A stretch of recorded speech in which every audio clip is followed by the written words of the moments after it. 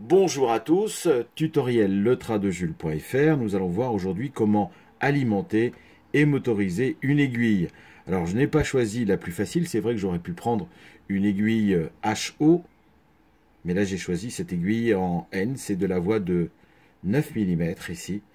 Peco code 80 N1 160, voilà, qu'on pourra utiliser également pour du HO voie étroite. Vous remarquerez que cette aiguille est électrofrog, c'est-à-dire que le cœur d'aiguille ici est en métal et on va pouvoir donc alimenter ce cœur d'aiguille en fonction de la position de l'aiguille ici, ce qui nous permettra un déplacement des motrices sans à-coups et sans arrêt. Quelques opérations simples pour préparer cette aiguille. Tout d'abord, vous allez ici supprimer le petit ressort qui permet de déplacer les aiguilles par à-coup. Le déplacement se fera ici librement. Ce sera quand même plus facile pour le moteur. Deuxièmement, vous pourrez retravailler cette traverse qui sert de support aux aiguilles. D'une part, soit simplement couper les deux petits tétons qui dépassent ici, soit carrément la raccourcir. Voilà. Et vous pourrez même, pourquoi pas, remplacer cette traverse par un morceau de circuit imprimé sur lequel vous allez souder donc les deux aiguilles en respectant bien évidemment les dimensions ici. Troisième chose, avec le petit picot en bois que je tiens dans mes doigts, vous pourrez pourquoi pas mettre également un petit peu de colle cyano ici pour bien solidariser les aiguilles avec la traverse. Cette traverse que vous allez évidemment percer, ce sera pour l'axe du moteur, perçage qui va se faire au milieu ici avec un mandrin à main important. Il ne faut surtout pas forcer parce que c'est très fragile et vous allez percer à 1 mm 3.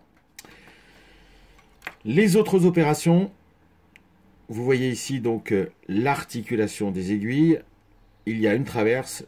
Entre les deux traverses suivantes ici, vous allez couper les morceaux de plastique sur chaque rail. Voilà. Et souder donc une liaison métallique entre le rail extérieur et les deux rails d'aiguille 2 à 2. Ce qui va permettre évidemment de maintenir une forte alimentation sur donc les deux rails d'aiguille.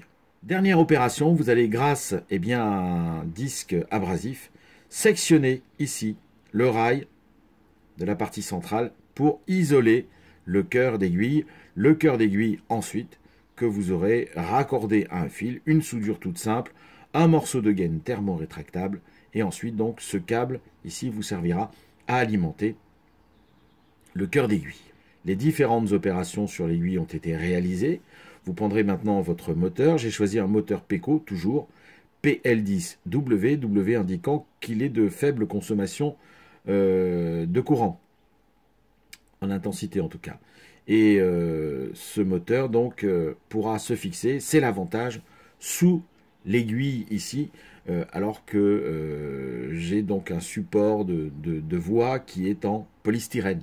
Si vous avez évidemment un support de voie en bois, prévoyez ou préférez plutôt un moteur sous table qui sera beaucoup plus facile à installer. Le moteur PL10, le contacteur ici, qui en fonction de la position de la came du moteur ici, alors ce contacteur n'est pas réglé, mais en fonction de la position de la came ici, va établir un contact qui va nous permettre, selon la position, d'alimenter le cœur d'aiguille. Dernière étape maintenant, le montage donc du moteur sur l'aiguille. Vous voyez l'exemple ici d'une vieille aiguille Peco N1 160. Alors évidemment, il y a quelques traverses qui sont parties ici au démontage, mais on les remettra évidemment après, collées sous la voie lorsque cette aiguille sera posée sur le réseau. Une partie en mousse, ici c'est un carré de mousse à peu près, allez, 5 mm d'épaisseur. Vous la teindrez en noir. Et cette mousse va venir s'intercaler entre l'aiguille et le moteur ici et le contacteur pour permettre, quand vous mettrez le ballast sur votre voie, d'éviter que le ballast aille dans la partie inférieure. Et puis, au lieu de fixer sur une aiguille à chaud avec 4 pattes, ici, vous ne fixerez qu'avec 2, les autres servant de support sur la partie commande de cette aiguille en N, HOE.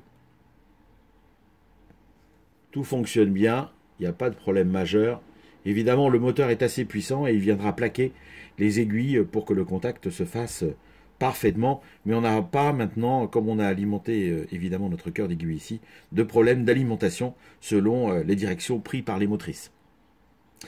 Voilà pour, en quelques mots, vous donner quelques idées pour alimenter et motoriser vos aiguilles en N. Si vous n'avez pas la possibilité de fixer les moteurs sous table, voilà comment ça peut se faire. Merci d'avoir choisi le traindejules.fr et puis à très bientôt pour un autre tutoriel et bien sûr plein de photos et plein de vidéos. À bientôt.